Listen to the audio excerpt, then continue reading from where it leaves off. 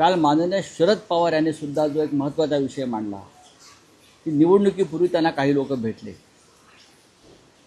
निवडणुकीपूर्वी त्यांना काही लोक भेटले आणि 160 जागी विजय प्राप्त करून देतो, विशिष्ट रक्कम द्या, ही त्यांच्याकडे मागणी केली.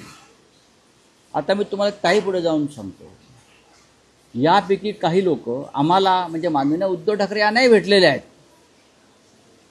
आम्हालाही भेटलेले आहेत की मग ते लोकसभेलाही भेटले होते, विधानसभेलाही भेटले होते. आम्ही त्यांना सांगितलं की आमचा लोकशाहीवरती विश्वास आहे. उद्धवजी जरा म्हणाले, मी तेव्हा उपस्थित होतो, देशातलं वातावरण पाहता लोकसभा आम्ही 100% जिंकू आणि ते खरोखर आम्ही महाराष्ट्रामध्ये ते यश प्राप्त केलं. त्याच्यामुळे आम्हाला अशा प्रकारचे घोटाळे करून निवडणुका जिंकण्याची गरज वाटत नाही. पुन्हाच ते लोक विधानसभेला आले तेव्हा आम्ही त्यांना सांगितलं की लोकसभेत आम्हाला प्रचंड यश प्राप्त झालेलं आहे, विधानसभेत आम्ही नक्की सत्तेवर येतो.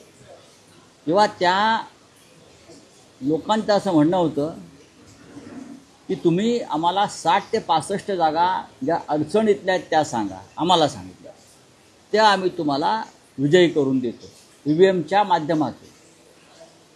आम्ही म्हटलं तशी आम्हाला आवश्यकता वाटत नाही.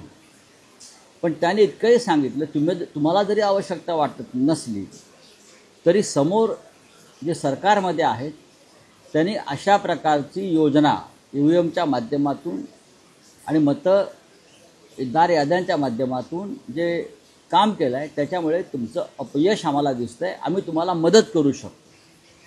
तरी आमचा विश्वास निवडणूक यंत्रणेवर होता, निवडणूक आयोगावर होता आणि लोकशाहीवर होता. दुर्दैवानं जे शरद पवार साहेब म्हणतात आणि जे उद्धव ठाकरे साहेबांना जी माणसं भेटली त्यांच्या बोलण्यात तथ्य असावं असं आता दिसतं आहे. राहुल गांधींनी जे पुरावे समोर दिलेत त्याची चौकशी व्हायला पाहिजे.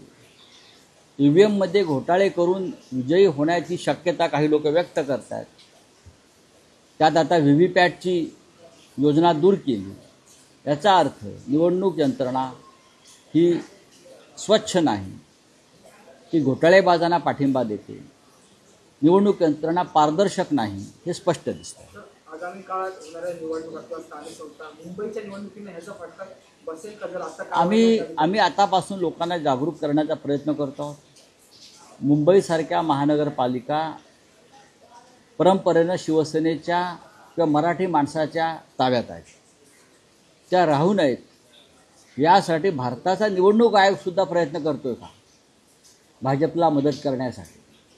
भारताचा निवडणूक आयोगसुद्धा ही मुंबई मराठी माणसाच्या हातात राहू नये यासाठी काही विशेष प्रयत्न करतो आहे आणि त्याचा भाग म्हणून VVPATची योजना ही रद्द करून एकतर्फी निवडणुका व्हाव्यात असं काय त्यांचं लक्षण दिसतं आहे का, या संदर्भात आम्ही सतत चर्चा करत आहोत.